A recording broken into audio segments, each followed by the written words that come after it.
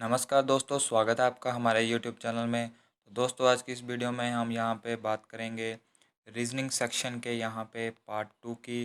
दोस्तों, हमने यहाँ पे रीजनिंग सेक्शन को यहाँ पे शुरू किया था जेकेपी बॉर्डर बटालियन के क्रैश कोर्स के। तो यहाँ पे आज हम यहाँ पे दूसरी क्लास को हम डिस्कस करेंगे। सबसे पहले यहाँ पे आप एक बार फिर से सिलेबस को देख लीजिए, क्योंकि यहाँ पे बहुत सारे बच्चे नए आए होंगे और जहाँ फिर जिनको सिलेबस के बारे में नहीं पता होगा। तो सबसे पहले हम एक बार फिर से सिलेबस डिस्कस करते हैं, उसके बाद हम बढ़ेंगे अपनी क्लास की ओर। तो सबसे पहले यहाँ पे आप देख सकते हैं, तो ये यहाँ पे पूरा सिलेबस है। आप देख सकते हैं यहाँ पे सीरीज़ है, एनालॉजी है, डिस्टेंस डायरेक्शन है, ऑड वन आउट है, ब्लड रिलेशन है, सीटिंग अरेंजमेंट है और वेन डायग्राम है। इसके साथ साथ दोस्तों यहाँ पे एक टॉपिक और आता है, और हमारा टॉपिक है डाइस। तो ये यहाँ पे दोस्तों पूरा ही यहाँ पे आप देख सकते हैं यही सिलेबस रहने वाला है जेकेपी यहाँ पे बॉर्डर बटालियन के रीजनिंग सेक्शन का। तो दोस्तों हम टॉपिक वाइज टॉपिक यहाँ पे इस सेक्शन को कवर कर रहे हैं। हमने यहाँ पे एक क्लास को यहाँ पे ख़त्म कर लिया था। आज हम उसी यहाँ पे दूसरी क्लास उसको हम पढ़ेंगे। तो दोस्तों जैसा कि आप यहाँ पे देख सकते हैं, हमारा यहाँ पे चैप्टर है यहाँ पे सीरीज़ का, और आज हम पढ़ेंगे यहाँ पे पार्ट 2। तो पार्ट 2 में आप यहाँ पे देख सकते हैं। तो उससे पहले पार्ट 2 पढ़ने से पहले दोस्तों हमने जो पहली क्लास में डिस्कस किया था उसको हम थोड़ी देर के लिए यहाँ पे रिवाइज करेंगे, और उसके बाद यहाँ पे अपने यहाँ पे दूसरी टाइप पे हम लोग चलेंगे। तो दोस्तों कि जैसा कि आपको पता है, यहाँ पे आप देख सकते हैं कि सीरीज़ किसे कहते हैं। तो सीरीज़ में यहाँ पे आप कोई भी सीरीज़ आपको दी होगी और इस सीरीज़ में आपको कोई मिसिंग टर्म दी होगी, उस मिसिंग टर्म को आपने फाइंड आउट करना है, वही यहाँ पे सीरीज़ कहलाती है। जैसे कि दोस्तों आप एग्जांपल्स में यहाँ पे इजीली देख सकते हैं, यहाँ पे 5, 10, 15, 20 दिया है और उसके बाद यहाँ पे आपको क्वेश्चन मार्क दिया है, तो यहाँ पे आपको फाइंड आउट करना है। तो यहाँ पे आप इजीली फाइंड आउट कर सकते हो कि यहाँ पे +5 का यहाँ पे गैप चल रहा है, और आप यहाँ पे देख सकते हो कि इसका आंसर 25 आएगा। तो सेम ही यहाँ पे नीचे वाले यहाँ पे है, तो जो भी आपको मिसिंग टर्म है, जो ज़रूरी नहीं कि सिर्फ आपको लास्ट में ही यहाँ पे पूछा हो, आपको यहाँ पे मिडल में भी दिया जा सकता है और फर्स्ट टर्म में भी दिया जा सकता है। यानी एक कंटिन्यूस सीरीज़ में आपको कहीं भी मिसिंग टर्म फाइंड आउट करने को कहा जा सकता है। तो दोस्तों ये थी यहाँ पे आप कुछ एग्जांपल्स, बेसिक था होता है सीरीज़ का वो है। दोस्तों जी हाँ, सीरीज़ की यहाँ पे दो ही टाइप होती हैं, एक नंबर बेस्ड सीरीज़ होती है, एक अल्फ़ा बेस्ड सीरीज़ होती है। तो नंबर बेस्ड सीरीज़ को हम कर चुके थे, तो हम यहाँ पे टिप्स एंड ट्रिक्स को लेकर चले थे। यहाँ पे मैंने आपको पूरा बताया था कि कैसे यहाँ पे इन क्वेश्चंस को यहाँ पे सॉल्व आउट करना है। अगर आप उन मेथड्स को यहाँ पे लगाते हो, उस कंसेप्ट और लॉजिक को लगाते हो, तो आप इज़िली उन क्वेश्चन को यहाँ पे सॉल्व आउट यहाँ पे कर सकते हो। तो यहाँ पे दोस्तों किसी भी क्वेश्चन को करने से पहले यहाँ पे उसकी टाइप पता होना बहुत ज़रूरी है। इसलिए दोस्तों यहाँ पे हम कोई भी क्वेश्चन करने से पहले उसकी टाइप्स देखते हैं। तो इन्हीं टाइप पर क्वेश्चन आने वाला है, इन टाइप से क्वेश्चन यहाँ पे बाहर नहीं जाएगा। तो दोस्तों आज हम पढ़ेंगे वो अपनी अल्फ़ा बेस्ड यहाँ पे पढ़ेंगे अपनी सीरीज़ को। दोस्तों आपको चलिए बढ़ते हैं दोस्तों आगे। दोस्तों आप यहाँ पे देख सकते हैं अल्फ़ा बेस सीरीज़ में क्या होता है। तो अल्फ़ा बेस सीरीज़ में दोस्तों आप देख सकते हैं कि इस सीरीज़ जो बेस्ड होती है वो होती है एडिशन पे, सब्ट्रैक्शन पे और यहाँ पे कोडिंग पे बेस्ड होती है। तो यहाँ पे 3 तरह पर यहाँ पे ये सीरीज़ आपकी ये बेस्ड रहती है।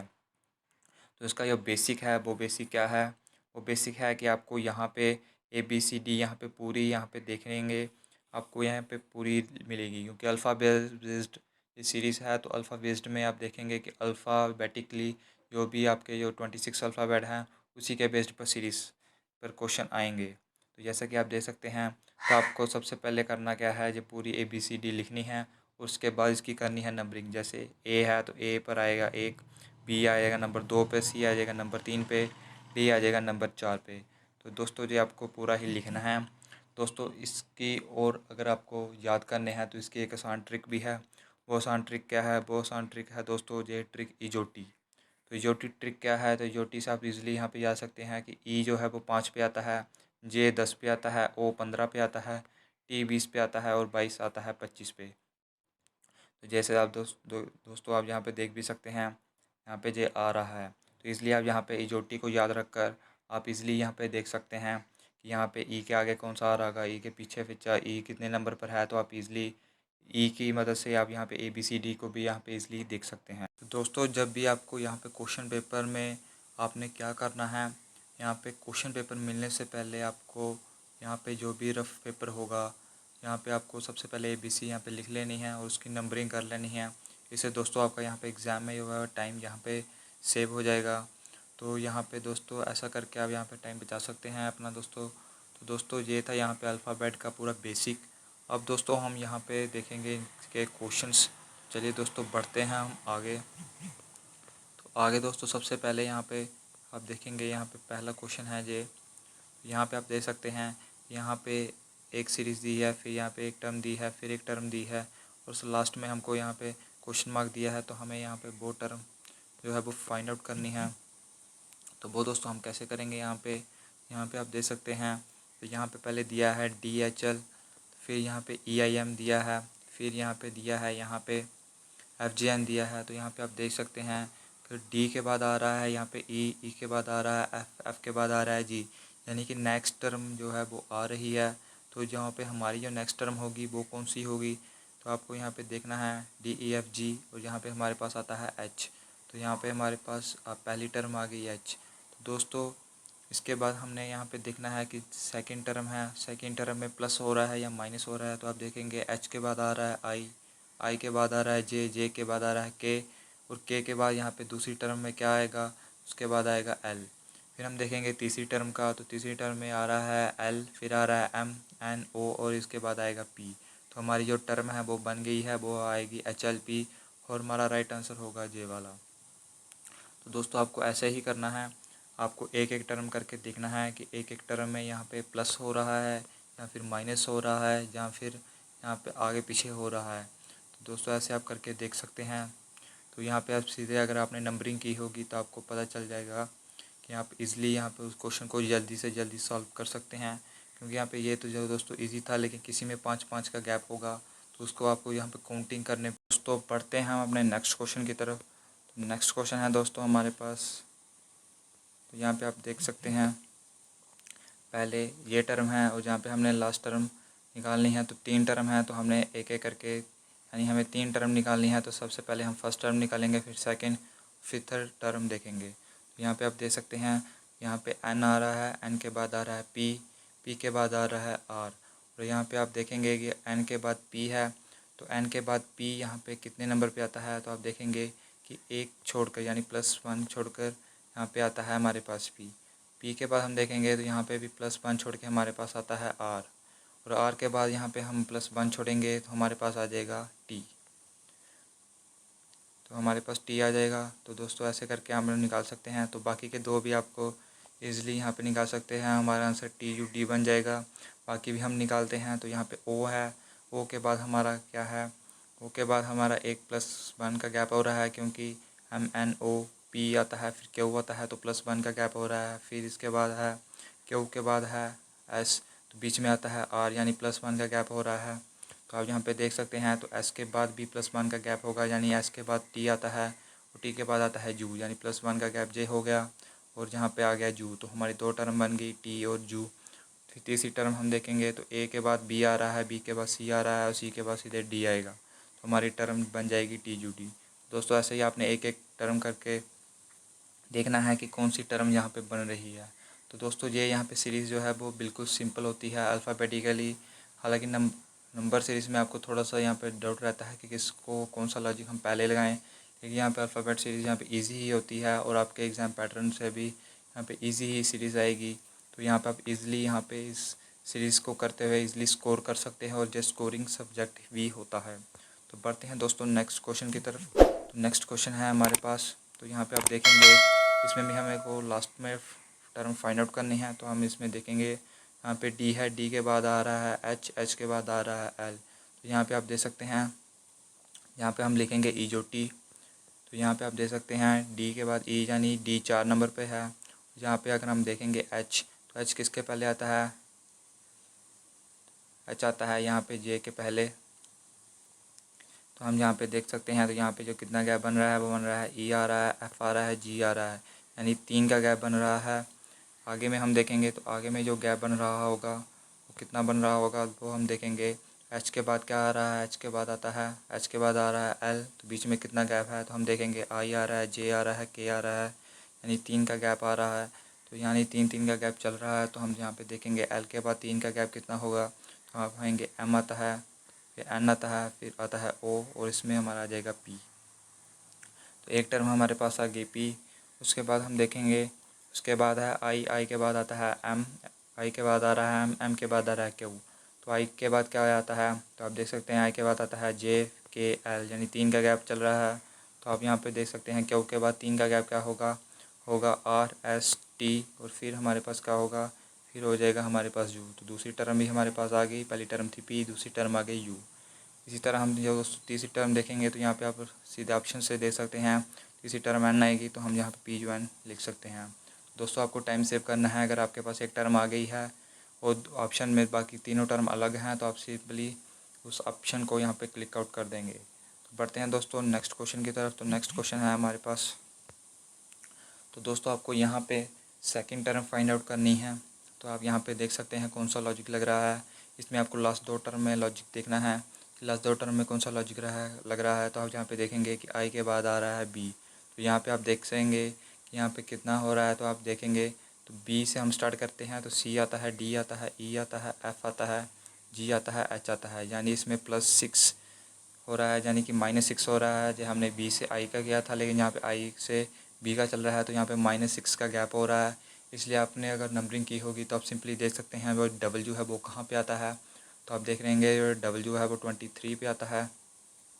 तो 23 से जब हम 6 माइनस करेंगे तो 17 पे कौन सा नंबर आता है, तो 17 पे आप देखेंगे O पे अगर 15 आता है तो 17 पे कौन सा आता है, तो 17 पे सिंपल आता है। यहाँ पे आप देखेंगे तो P आ जाएगा, हमारे पास P आ जाएगा। उसके बाद हम यहाँ पे देखेंगे दूसरी टर्म को, तो दूसरी टर्म में भी आप दोस्तों देख सकते हैं K से यहाँ पे D की तरफ जा रहा है। तो यहाँ पे आप देखेंगे तो यहाँ पे D होता है 4 नंबर पे, और अगर हम देखेंगे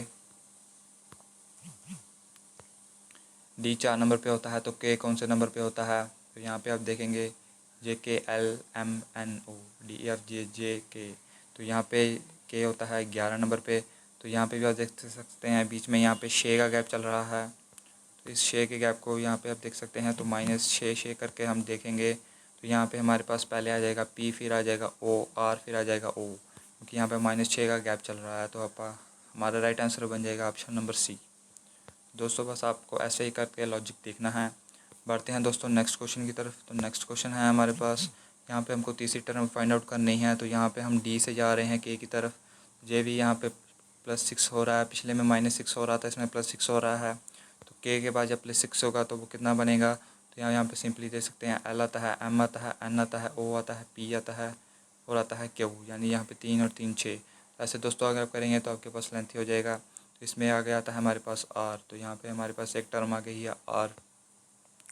उसके बाद हम देखेंगे F के बाद आ रहा है M। तो यहाँ पे कितना हो रहा है, F नंबर आता है 6 पे, और यहाँ पे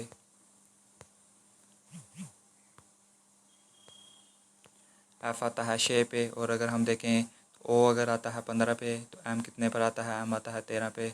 बीच में आ रहा है +6, यहाँ पे +6 का गैप चल रहा है। तो यहाँ पे पहली टर्म थी हमारे पास यहाँ पे R, तो दूसरी टर्म हमारे पास क्या हो जाएगी, तो M के बाद +6 कितना होता है, तो M के बाद यहाँ पे +6 कितना होगा, वो होगा T यहाँ पे। और तीसरी टर्म यहाँ पे हमारे पास है P।